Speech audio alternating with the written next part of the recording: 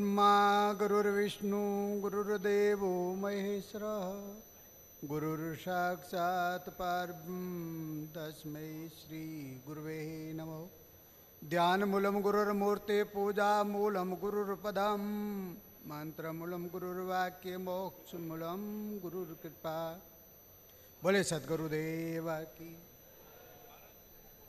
बोले राजेश्वर भगवान की, बोले संत श्री देवाराम जी महाराज की, बोले सदगुरु श्री कृष्णाराम जी महाराज की।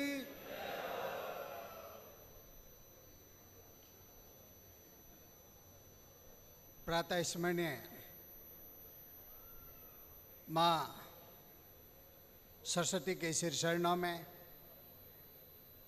वंदन करता हूँ व माँ अर्बुदा के सिर चरणों में नतमस्तक कोटि कोटि नमन करता हूँ। वह परम पूजनीय परम वंदनीय संत शिरोमणि श्री श्री 1008 संत श्री राजाराम जी महाराज साहब के श्री चरणों में साष्टांग दंडवत प्रणाम करते हुए कोटि कोटि वंदन करता हूँ। वह परम पूजनीय परम वंदनीय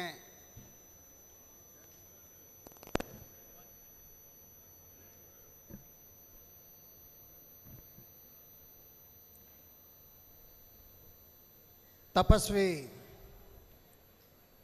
आदर्श महापुरुष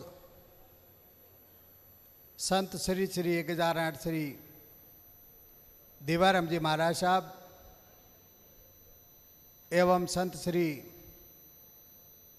कृष्णाराम जी महाराज साहब के सिर चरणों में साष्टांग दंडवत प्रणाम करते हुए कोटि कोटि नमन करता हूँ एवं कोटि कोटि वंदन करता हूँ और इन सभी महापुरुषों के सिर चरणों में मेरे भावों के पुष्पों को समर्पित करता हूँ। आज गुजरात की पुण्य पावन धरा पर गांधीनगर की इस पावन भूमि पर सिमंदर स्वामी दादा भगवान कि इस पावन स्थली के अंदर परम पूजनीय परम वंदनीय परम गुरुओं के सपनों को साकार करते हुए अखिल भारतीय आर्य समाज का 9वां अधिवेशन सम्मेलन होने जा रहा है और इसके अंदर आए हुए हमारे समाज के मंच पर विराजमान सभी समाज के राजनेता व समाज के शुभचिंतक व समाज के भामाशा व पंडाल में विराजमान तमाम जितने व्यापारी बंधु शिक्षाविदों और कृषि से जुड़े हुए किसान भाइयों व मातृशक्ति, आज आप सबको बड़ा ही हर्ष व उल्लास हो रहा है कि हमारे परम गुरुओं के आशीर्वाद से परम गुरुओं की पावन प्रेरणा से और परम गुरुओं के अथक प्रयासों से आज समाज बहुमुखी विकास की ओर अग्रसर है और चारों दिशाओं के अंदर अपना कीर्तिमान स्थापित कर रहा है। इसलिए हम सब लोगों को हमारे तमाम जितने जो है प्रत्यक्ष व अप्रत्यक्ष जिनकी पावन प्रेरणा से हमें समाज के प्रति समर्पण वह साकार की भावनाएं हमारे अंदर पैदा हुई है और इसी भावनाओं के अनुरूप आज हमारा समाज फल रहा है, फूल रहा है। इसलिए अभी हमारे सारे जितने जो वक्ता, जो विद्वान थे, वैसे हमारे जो है पद्मश्री जो है देवेंद्र भाई, एक नहीं, आपके समाज में मैं मानता हूँ अनेक आपके पद्मश्री है, क्योंकि देवेंद्र भाई को आप सभी लोग जानते हैं। और एक कृषि के ऋषि गैना भाई जो है, जिनको दिव्यांग कहते हैं, जिनको आदरणीय प्रधानमंत्री जी जो है नरेंद्र मोदी जी ने जो है सम्मानित किया था, ऐसी ऐसी महान विभूतियाँ इस समाज के अंदर भरी पड़ी है और इनका मार्गदर्शन आपको मिल रहा है। पर आपको हमारे समाज के परम गुरुओं से व समाज के बुद्धिजीवियों से प्रेरणा लेनी है और हमें हमारे इस समाज की ऐसी प्रतिष्ठा स्थापित करनी है जिससे अन्य समाज प्रेरणा ले सके। हमारे पूर्व वक्ता गुजरात के गौरव, गुजरात विधानसभा के अध्यक्ष शंकर भाई ने अपने उद्बोधन में कहा था कि अखिल भारतीय आर्य समाज के द्वारा लिया गया निर्णय हमारे समाज के जन जन तक पहुंचना चाहिए और उस पर अमल होना चाहिए। ये सबसे बड़ी महत्वपूर्ण हमारे लिए ग्रहण करने जैसी, सीख लेने जैसी बात है, क्योंकि हमारे परम पूजनीय, परम वंदनीय संत राजाराम जी महाराज साहब ने अपने जीवन काल में जो उपदेश जनता जनार्दन के कल्याण व भले के लिए जो दिए थे, उनमें उनका सर्वप्रथम जो है उपदेश था वो शिक्षा का था।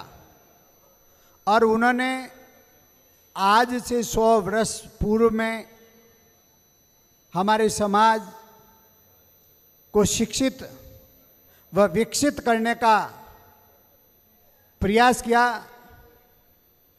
और उनके बाद में हमारे परम गुरुओं ने उस प्रयासों को निरंतर जारी रखा और हमें सफलताएं मिली। अभी मेरे पास में जो विराजमान परम पूज्य दंताली के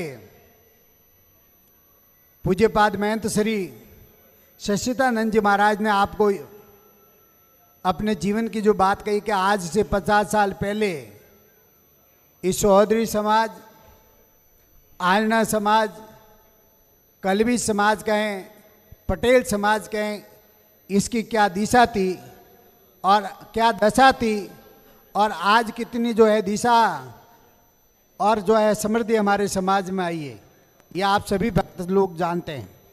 पर वर्तमान में हमारे समाज को सही दिशा कोई भी संत दे, कोई भी व्यक्ति दे, उनको हमें हमारे जीवन में अंगीकार करना चाहिए।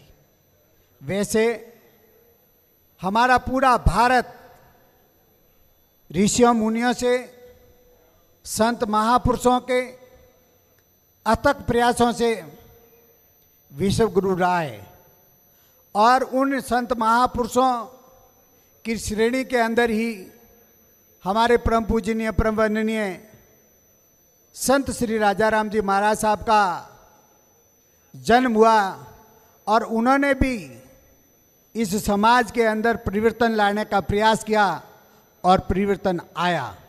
आपने शास्त्रों में पढ़ा होगा, हमारे महापुरुषों के श्री मुख से सुना होगा, उनकी वाणी में लिखा हुआ पढ़ा होगा कि जब भी इस देश के अंदर किसी संत ने अगर संकल्प लिया है तो उसने बदलाव जरूर लाया है। अभी बहुत सारी चीज़ें इतिहास की, पूर्व की कहें तो आप उनके ऊपर विश्वास नहीं करेंगे। फिर भी मैं एक छोटा सा उदाहरण अगर आपको देता हूं कि आपने चाणक्य के बारे में सुना होगा और अन्य संत महापुरुषों के बारे में सुना होगा। और कुछ ही समय पहले आप सब लोगों के सामने हमारे पूज्य श्री रामदेव जी ने संकल्प लिया था, और उस संकल्प की सिद्धि जब उन्हें प्राप्त हुई तभी उन्होंने शयन से जो है अपना जप तप और ध्यान व साधन।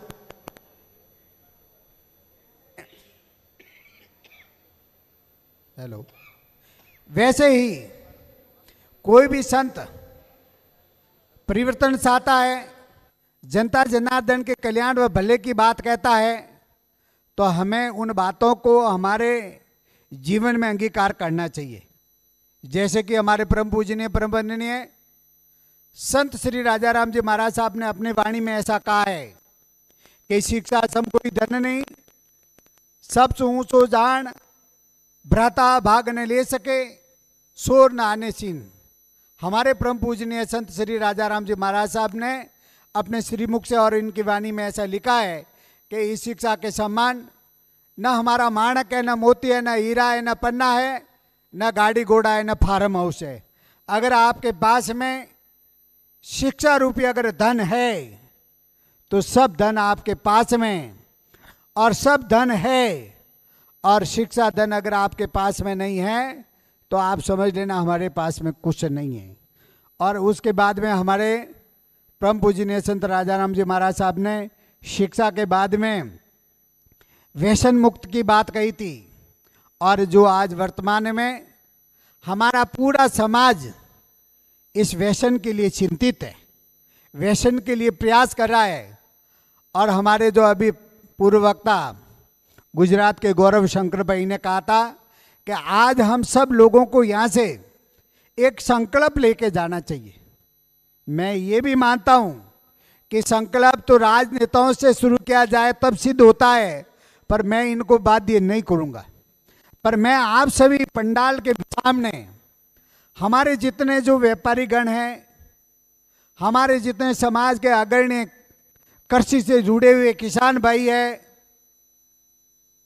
या शिक्षा से जुड़े हुए शिक्षाविद है, वो सभी यहाँ से एक संकल्प लेके जाएं कि हम हमारे घर परिवार के अंदर कभी भी कोई भी शुभ या अशुभ कोई भी कार्यक्रम होगा तो हम अफीम नहीं खिलाएंगे। भक्तों, ये भक्तों आपका एक ऐसा भ्रम है कि कोई व्यक्ति अफीम खिलाता है तभी उसको समाज के अंदर ऊंचा दर्जा प्राप्त होता है। नहीं, वो जमाना चला गया है। जिस जमाने के अंदर शिक्षा नहीं थी, ज्ञान नहीं था, और जब शिक्षा और ज्ञान दोनों चीज़ों का जब अभाव होता है वहाँ पर अज्ञानता का बढ़ावा यानी अज्ञानता पसरता है, यानी अंधकार वहाँ पसर जाता है। और उस अज्ञानता व अंधकार के साया के अंदर लोग ऐसे सोचते हैं। पर वर्तमान समय में आज इतनी बड़ी संख्या के अंदर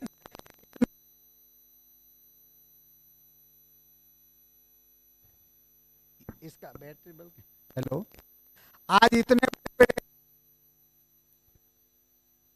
हमारे समाज के शिक्षाविद, समाज के राजनेता, समाज के बड़े बड़े उद्योगपति हैं, और उनसे समाज के अंदर उनकी प्रतिष्ठा, मान व सम्मान स्थापित होता है। न कि कोई व्यक्ति अफीम खिलाता है उसको कोई मंच पर बैठाता है, न कोई मृत्युभोज करता है उनको मंच पर स्थान दिया जाता है। तो अब आपको समझना है कि हमें इस समाज के लिए क्या करना है, क्या अच्छा है, क्या अच्छा नहीं है।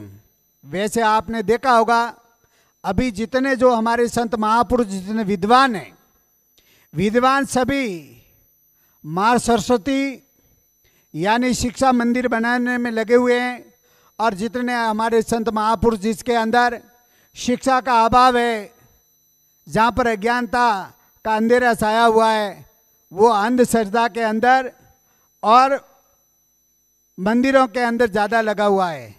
मैं तमाम जितने जो हमारे व्यापारी बंधु हैं उन सबसे ये आग्रह करूँगा कि हम अगर कोई संत शिक्षा के अभाव ग्रस्त में या शिक्षा की कमी से हम हमारे जो है इस मंदिरों की तरफ ज़्यादा बढ़ावा या इसको जो है बढ़ चढ़ कर किसी की तारीफ करते हैं, तो आपको हमें समझना है, आपको हमें समझना है कि ये संत हमें क्या दिशा देने वाला है।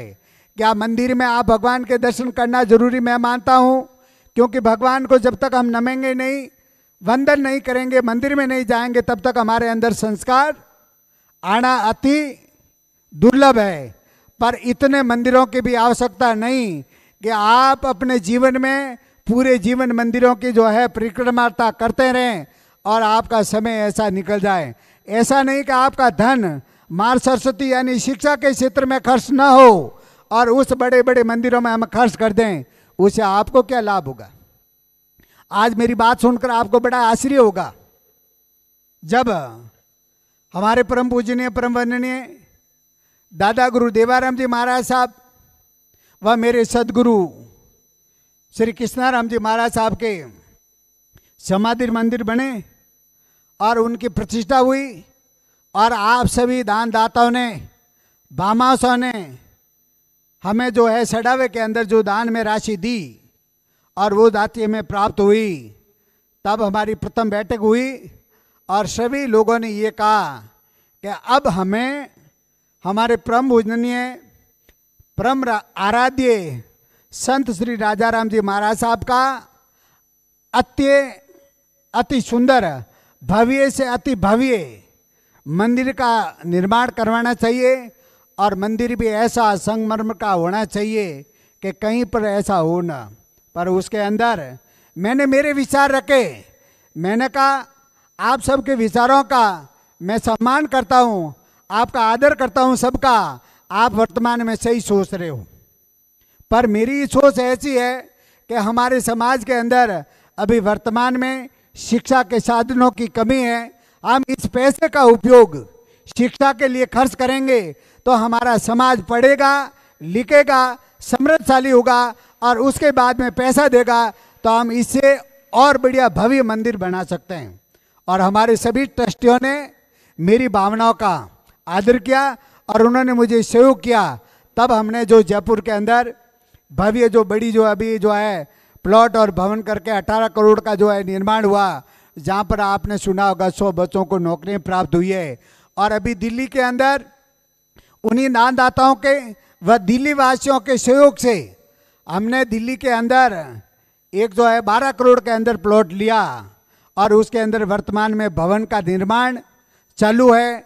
और वहाँ पर हमारे बच्चे IAS और RS यानी उच्च श्रेणी की शिक्षा प्राप्त करने के लिए रहेंगे। उसके बाद में हम धर्म से जुड़े हुए हैं, हमारे माता पिता की द्वार का दर्शन है, गंगा स्नान के प्रति हमारी जो श्रद्धा है, तो हमारे लोग बसों से यात्रा भी करते हैं। और दिल्ली के अंदर हमारी अभी संख्या वृद्धि हुई है, तो उन लोगों के लिए परम पूजनीय परम वंदनीय संत श्री राजाराम जी महाराज साहब की जन्म जयंती व उनकी पुण्यतिथि मनाई जाती है, जहाँ पर रात्रि जागरण का आयोजन होता है। तो शहर के अंदर ये परमिशन मिलता नहीं है, और इसके लिए दिल्ली वासियों ने विशेष उसके अंदर 90% जो पैसा है वो दिल्ली वासियों ने दिया है। 6.5 करोड़ के अंदर 1 एकड़ जमीन और खरीदी है।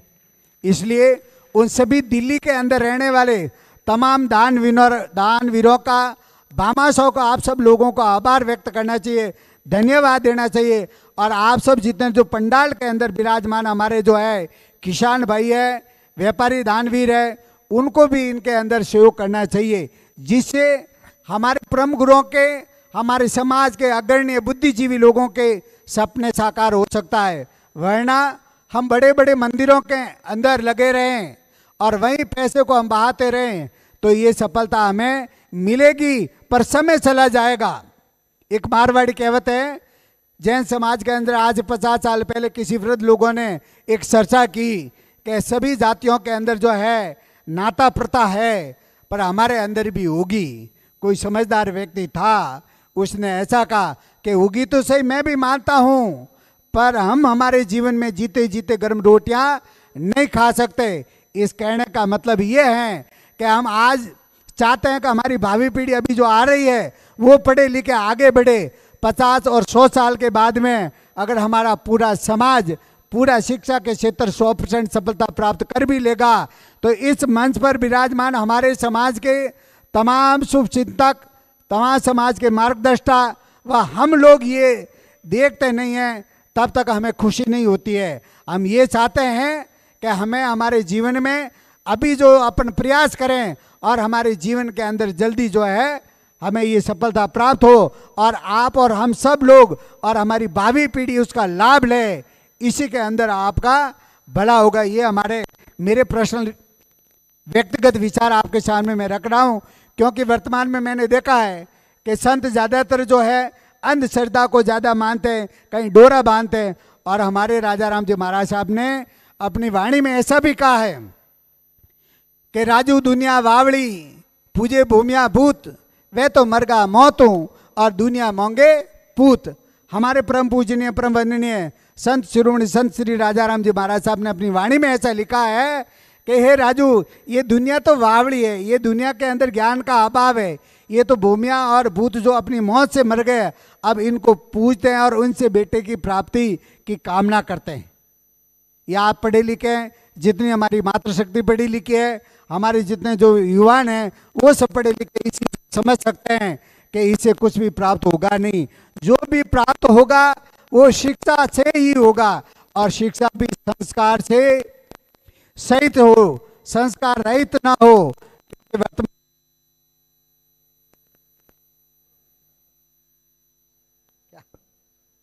हेलो माइक वाले भाई, अगर आपकी इच्छा नहीं हो तो हम तो शांत कर लगे।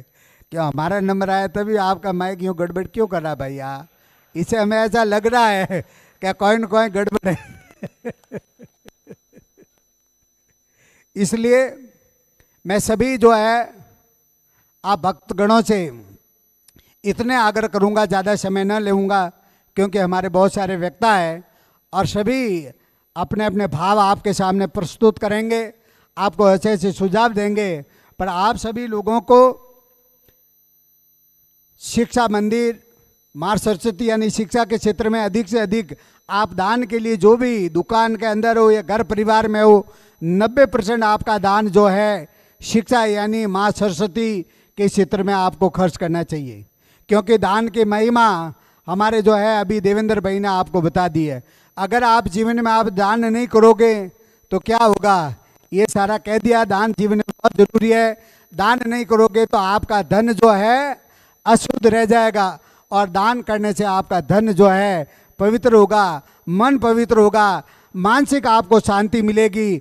और जब तक आप कितने भी पैसे कमा लोगे और दान और पुण्य नहीं करोगे तब तक आपको मानसिक शांति प्राप्त नहीं होगी। दान करने से व्यक्ति के अंदर विल पावर मजबूत होता है। दान करने से आदमी को संतोष धन आता है और उसके मन के अंदर शांति यानी पॉजिटिव एनर्जी आती है। उसको लगता है कि मैं जीवन में आया हूँ, मेरा परिवार तो हर कोई पालता है पर समाज के लिए औरों के लिए देता है, वो व्यक्ति मान है। मैंने पालनपुर में कहा था कि हमारे दानवीर भामाशाहों की कदर हो। हमारे समाज के अंदर जो दानवीर है, जैसे अभी हमारे जो है उद्योगपति हरिभाई ने पूर्व में भी पैसे यहाँ पर दिल्ली के अंदर माउंट आबू के अंदर दिए थे।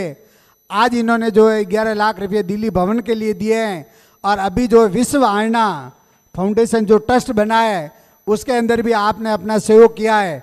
तो ऐसे ऐसे हमारे समाज के असंख्य दानदाता है जो इस पंडाल के अंदर नीचे बैठे हैं, उनको हम जो है सम्मान न दे पाए। इसलिए आप जो है हमारे दिल के अंदर आपका सम्मान है, पर हम ये चाहते हैं कि आने वाले भावी भविष्य के अंदर आपका एक मंच के सामने ही अलग से बढ़िया बैठने की व्यवस्था हो, जिससे हमारा समाज प्रेरणा ले और लेने की और देने की भावना बढ़े। वरना जो व्यक्ति दान देता है और उसका मान सम्मान नहीं होता तो दूसरा व्यक्ति देने योग्य है फिर भी वो दान देता नहीं है। इसलिए मैं सब जितने जो पंडाल के अंदर विराजमान हमारे सभी जो भावी भक्तों को मेरे हृदय से जो प्रत्यक्ष व अप्रत्यक्ष रूप से इस समाज को जो सहयोग कर रहे हैं उनको खूब खूब मैं हृदय के अंदर विराजमान आत्मा को नमन करता हूं। क्योंकि व्यक्ति 3 तरह से समाज का सहयोग कर सकता है।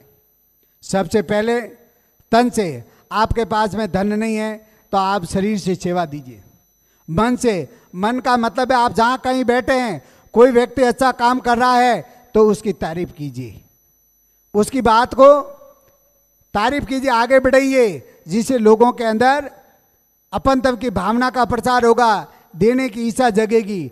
फिर तन मन और फिर धन, अगर परमपिता परमात्मा ने, माँ लक्ष्मी का असीम आशीर्वाद अगर आपके ऊपर है और कुबेर भगवान का खजाना अगर आपके हाथ लगा है तो आप जो है यथा युगे दान दीजिए। उसके बाद में हमारे देवेंद्र भाई ने एक बात और कही थी, उसका मैं समर्थन करता हूं और निरंतर ये कहता भी हूं।